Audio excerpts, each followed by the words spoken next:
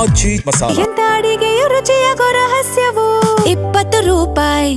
ಮಾಜಿ ಪ್ರಧಾನಿ ಎಚ್.ಡಿ. ದೇವೇಗೌಡ ಅವರ ಧರ್ಮಪತ್ನಿ ಚೆನ್ನಮ್ಮನವರ 11ನೇ ದಿನದ ಉತ್ತರಾಧಿಕಾರಿ ಕಾರ್ಯಕ್ಕೆ ಈಗ ಕ್ಷಣಗಣನೆ ಶುರುವಾಗಿದೆ. ಹಾಸನ ಜಿಲ್ಲೆ ಹೊಳೆನರಸೀಪುರ ತಾಲೂಕಿನ ಮಾವಿನಕೆರೆ ಬೆಟ್ಟದ ತಪ್ಪಲಿನಿರ್ತಕ್ಕಂಥ ಈ ಒಂದು ಸ್ಥಳದಲ್ಲಿ ಚೆನ್ನಮ್ಮನವರ ಅಂತ್ಯಕ್ರಿಯೆಯನ್ನು ನೆರವೇರಿಸಲಾಗಿದ್ದು, ನಾವೀಗ ಚೆನ್ನಮ್ಮವರ ಸಮಾಧಿ ಬಳಿ ನೋಡ್ತಾ ಇದ್ದೀವಿ. ಚೆನ್ನಮ್ಮವರ ಸಮಾಧಿಯನ್ನು ಯಾವ ರೀತಿಯಾಗಿ ಸಂಪೂರ್ಣವಾಗಿ ಅಲಂಕಾರ ಮಾಡಲಾಗಿದೆ ಅಂತೇಳಿ ಸುಮಾರು 8 ಪಿಲ್ಲರ್ಗಳನ್ನು ಬಳಸಿ ಮಂಟಪವನ್ನು ನಿರ್ಮಾಣ ಮಾಡಲಾಗಿದೆ. ಮತ್ತು ಆ ಮಂಟಪದ ಸುತ್ತಲೂ ಕೂಡ 4 ಹಂತದಲ್ಲಿ ಏನು ಹೂವಿನ ಅಲಂಕಾರವನ್ನು ಮಾಡಲಾಗಿದೆ. ನಾವು ನೋಡ್ತಾ ಇದ್ದೀವಿ ಯಾವ ರೀತಿಯಾಗಿ ಸಂಪೂರ್ಣವಾಗಿ ಬಣ್ಣ ಬಣ್ಣದ ಹೂಗಳಿಂದ, ಅದು ಗುಲಾಬಿ ಇರ್ಬೋದು, ಸಂಪಿಗೆ ಇರ್ಬೋದು, ತಾವರೆ ಇರ್ಬೋದು, ಈ ರೀತಿಯಾಗಿ ಸಾಕಷ್ಟು ಬಗೆಯ ಹೂಗಳಿಂದ ಇಡೀ ಚೆನ್ನಮ್ಮನವರ ಸಮಾಧಿಯನ್ನು ಸಂಪೂರ್ಣವಾಗಿ ಅಲಂಕಾರವನ್ನು ಮಾಡಲಾಗಿದೆ. ಈಗಾಗಲೇ ಸಾಕಷ್ಟು ಜನ ಅವರ ಕುಟುಂಬ ಸದಸ್ಯರು, ಆಪ್ತರು ಎಲ್ಲರೂ ಕೂಡ ಬಂದು ಚೆನ್ನಮ್ಮನವರ ಸಮಾಧಿಗೆ ನಮಿಸ್ತಾ ಇದ್ದಾರೆ.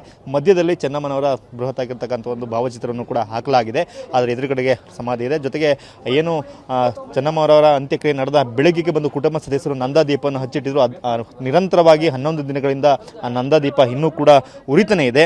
ಅವರ ಕುಟುಂಬ ಸದಸ್ಯರೆಲ್ಲರೂ ಕೂಡ ಈಗ ಒಬ್ಬೊಬ್ಬರಾಗಿ ಬರ್ತಾ ಇದ್ದಾರೆ. 10 ಗಂಟೆ ಬಳಿಕ ಸಮಾಧಿಯ ಬಳಿ ಇಲ್ಲಿ ಪೂಜಾ ವಿಧಿವಿಧಾನಗಳು ಆರಂಭ ಆಗುತ್ತೆ.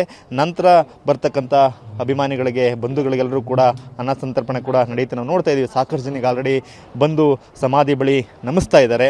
ಚೆನ್ನಮ್ಮನವರ ಆಗಲಿ 13 ದಿನಗಳಾಯಿತು. ಅವರ ಅಂತ್ಯಕ್ರಿಯೆ ನಡೆದು ಇವತ್ತಿಗೆ 11ನೇ ದಿನ ಆಗಿದೆ. ಹಾಗಾಗಿನೇ 11ನೇ ದಿನದ ಉತ್ತರ ಕ್ರಿಯಾದಿ ಕಾರ್ಯವನ್ನು ಮಾಡ್ತಾ ಇದ್ದಾರೆ. ಜೊತೆಗೆ ದೇವೇಗೌಡರ ಮಾಜಿ ಪ್ರಧಾನಿಗಳಿಗೆ ಡೆಲ್ಲಿಯ ಕಚೇರಿಯಿಂದನೂ ಕೂಡ ಅವರ ಕಚೇರಿ ಸಿಬ್ಬಂದಿಗಳು ಕೂಡ ಬಂದಿದ್ದಾರೆ. ಈ ಒಂದು 11ನೇ ದಿನದ ಒಂದು ಉತ್ತರ ಕ್ರಿಯಾದಿ ಕಾರ್ಯದಲ್ಲಿ ಭಾಗಿಯಾಗಲಿಕ್ಕೆ ನಾವು ನೋಡ್ತಾ ಇದ್ದೀವಿ. ಅವರೆಲ್ಲರೂ ಕೂಡ ಡೆಲ್ಲಿಯಿಂದ ಬಂದಿರತಕ್ಕಂಥವ್ರು. ದೇವೇಗೌಡರ ಅಲ್ಲಿನ ಕಚೇರಿಯ ಸಿಬ್ಬಂದಿ, ದೇವೇಗೌಡರು ಡೆಲ್ಲಿಯಲ್ಲಿ ಓಡಾಡ್ತಕ್ಕಂಥ ಅವರ ಕಾರ್ ಚಾಲಕರು ನಮ್ಮ ಜೊತೆಗೆ ಬತ್ಕರ ಹತ್ರ. मैं देवेगौड़ा साहब का ड्राइवर दिल्ली पुलिस से हरि प्रसाद। मुझे यहाँ आने में तकलीफ हुई, मैं माता जी के लिए आया. ಅವ್ರಿಗೆ ಭಾವುಕರಾಗ್ತಾ ಇದ್ದಾರೆ, ಮಾತಾಡ್ಲಿಕ್ಕೆ ಸಾಧ್ಯ ಆಗ್ತದೆ. ಸಹಜವಾಗಿ ದೇವೇಗೌಡರ ಕಾರು ಚಾಲಕರು ಅಂದರೆ ಚೆನ್ನಮ್ಮವ್ರ ಕೂಡ ಸಾಕಷ್ಟು ಆಪ್ತರಿರ್ತಾರೆ. ಇವರೆಲ್ಲರೂ ಕೂಡ ಅವರ ಕಚೇರಿಯ ಅಂದರೆ ಅವರ PS ಮತ್ತು ಅವರ ಕಚೇರಿನಲ್ಲಿ ಕರ್ತವ್ಯ ನಿರ್ವಹಿಸ್ತಕ್ಕಂಥವ್ರು. ಹಾಗೆ ಸಾಕಷ್ಟು ಜನ ಹಾಸನ ಜಿಲ್ಲೆ ಮಾತ್ರ ಅಲ್ಲ, ರಾಜ್ಯದ ಬೇರೆ ಬೇರೆ ಭಾಗದಿಂದನೂ ಕೂಡ ಸಾಕಷ್ಟು ಸಂಖ್ಯೆಯಲ್ಲಿ ಸಾಕಷ್ಟು ಜನ ಬರ್ತಾ ಇದ್ದಾರೆ. ಸಾಕಷ್ಟು ಗಣ್ಯರು ಕೂಡ ಬರ್ತಾ ಇದ್ದಾರೆ. ಸರ್ ಹೇಳಿ ಸರ್, ಈಗ 11 ದಿನ ಕಾರ್ಯ ತಾವು ಬಂದಿದ್ದೀರಿ.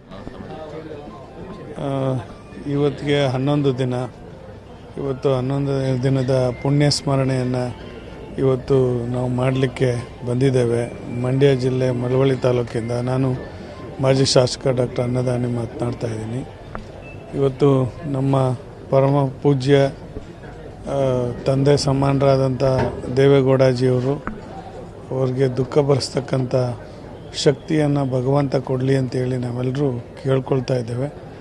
ಹಾಗೆ ಇವತ್ತು 11ನೇ ದಿನದ ಈ ಪುಣ್ಯ ಸ್ಮರಣೆ ಇವತ್ತು ನಾನಾ ಭಾಗಗಳಿಂದ, ಕರ್ನಾಟಕ ರಾಜ್ಯದ ನಾನಾ ಭಾಗಗಳಿಂದನೂ ಕೂಡ ಇವತ್ತು ಅಭಿಮಾನಿಗಳು, ಚೆನ್ನಮ್ಮಾಜಿಯವರ ಅಭಿಮಾನಿಗಳೆಲ್ಲರೂ ಕೂಡ ಆಗಮಿಸ್ತಾ ಇದ್ದಾರೆ. ಇವತ್ತು ಎಲ್ಲ ರೀತಿಯಲ್ಲೂ ಕೂಡ ನಮ್ಮ ನಾಯಕರಾದಂಥ ಕುಮಾರಣ್ಣವರು ಮತ್ತು ರೇವಣ್ಣವರು ಮತ್ತು ಇಡೀ ಕುಟುಂಬ ವರ್ಗ ಬಹಳ ವ್ಯವಸ್ಥಿತವಾಗಿ 11ನೇ ದಿನದ ಈ ಹಾಲು ತುಪ್ಪದ ಕಾರ್ಯಕ್ರಮವನ್ನು ಏರ್ಪಾಡು ಮಾಡಿ ಇವತ್ತು ಸಕಲರಿಗೂ ಕೂಡ ದರ್ಶನ ಸಿಗೋ ರೀತಿಯಲ್ಲಿ ಮಾಡಿದ್ದಾರೆ. ನಾನು ವಿಶೇಷವಾಗಿ ಅವ್ರಿಗೆ ಧನ್ಯವಾದಗಳನ್ನು ಹೇಳಲಿಕ್ಕೆ ಬಯಸ್ತೇನೆ.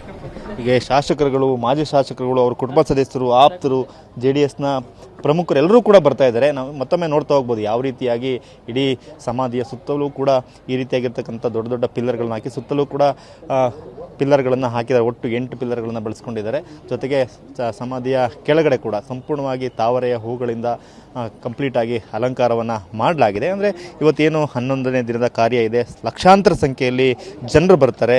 ಸಂದರ್ಭದಲ್ಲಿ ಚೆನ್ನಮ್ಮನವರಿಗೆ ಅಂತಿಮ ನಮನ ಕೂಡ ಸಲ್ಲಿಸ್ತಾರೆ ಸಮಾಧಿಯ ಬಳಿ ಬಂದು. ಸೊ ಹಾಗಾಗಿಯೇ ಇಲ್ಲಿ ಪೂಜೆಗಾಗಿ ಸಂಪೂರ್ಣವಾಗಿ ಸಿದ್ಧತೆಗಳನ್ನು, ಕೊನೆಯ ಹಂತದ ಹೂವಿನ ಅಲಂಕಾರ ಸಿದ್ಧತೆಗಳನ್ನು ಮಾಡ್ತಾ ಇದ್ದಾರೆ. 10 ಗಂಟೆ ಬಳಿಕ ಕುಟುಂಬ ಸದಸ್ಯರು ಇಲ್ಲಿ ಬಂದು ಧಾರ್ಮಿಕ ಕಾರ್ಯಗಳೇನಿದೆ, ಪೂಜಾ ವಿಧಿವಿಧಾನಗಳೇನಿದೆ ಅದೆಲ್ಲವನ್ನೂ ಕೂಡ ನೆರವೇರಿಸಿದ ಬಳಿಕ 11:30 ನಂತರ ಇಲ್ಲಿ ಸಾರ್ವಜನಿಕರಿಗೆ ದರ್ಶನ ಅಂದರೆ ಪೂಜೆ ಮಾಡಲಿಕ್ಕೂ ಕೂಡ ಅವಕಾಶವನ್ನು ಮಾಡಿಕೊಡಲಾಗುತ್ತೆ. ಕ್ಯಾಮ್ರಾಮನ್ ಮಹೇಶ್ ಜೊತೆ ಮಂಜುನಾಥ್, KB, TV9 ಹಾಸನ.